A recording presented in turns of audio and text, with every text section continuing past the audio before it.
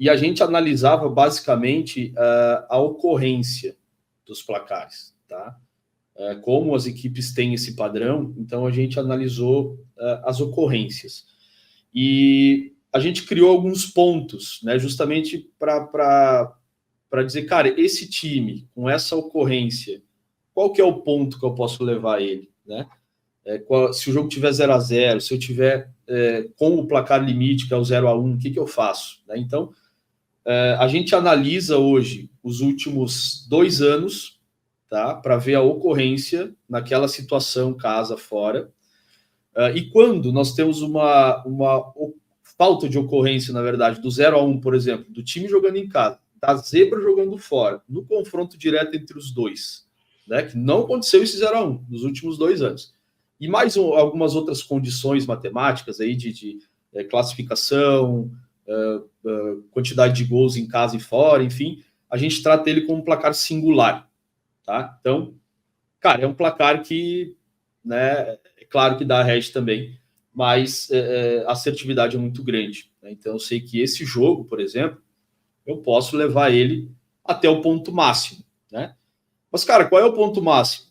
Né? Qual é o controle que tu tem? Então, cara, aí foi um estudo. Por exemplo, a gente sabe que se o jogo estiver 0-0, vou botar um jogo singular, tá? Que seria a melhor das hipóteses. 0-0 eu vou ter de 4 a 6% de hedge ao HT. Se o jogo estiver 0-1, né, que seria o limite, eu vou estar com de 10 a 12%. Tá? E no minuto 80, se eu tiver 0-1, né, ali no limite, eu vou estar com 50% de hedge.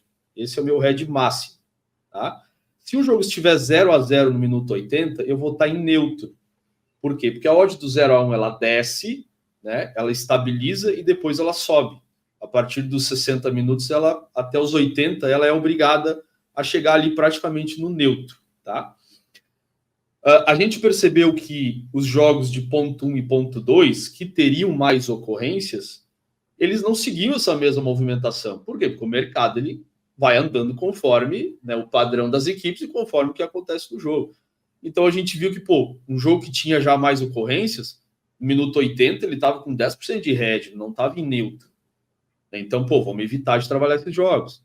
Né? Então hoje a gente basicamente trabalha jogos ponto 3 e singulares, né, que o ponto 3 não necessariamente precisa ter tudo isso, mas a gente já trabalha, e evita trabalhar os ponto 1, ponto 2. Né?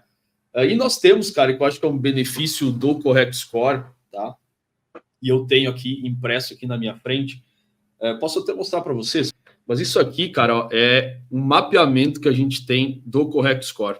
Tá? Então eu sei que se eu tomar o gol no 0-1, eu sei para onde vai a odd. Então é só olhar a odd do 0-0 e eu sei qual é meu hedge que eu vou ter naquele momento. Né? Então eu tenho isso. Isso não foi criado por nós, foi um aluno nosso que desenvolveu e hoje a gente se beneficia muito, porque eu tenho um controle do hedge a cada momento do jogo. Né? Para as listas, a gente diminuiu recentemente para o minuto 65, porque a gente estava percebendo que a galera estava acertando muito e ficava empolgado. Mas quando tomava 50%. E aí ficava desanimado. Cara, perdi a semana toda aqui de trabalho. Então a gente resolveu trazer a saída das listas para o minuto 65, que vai te dar 25% de hedge. Tá? Mas hoje a estratégia, ela vai até o minuto 80 com 50%. Tá?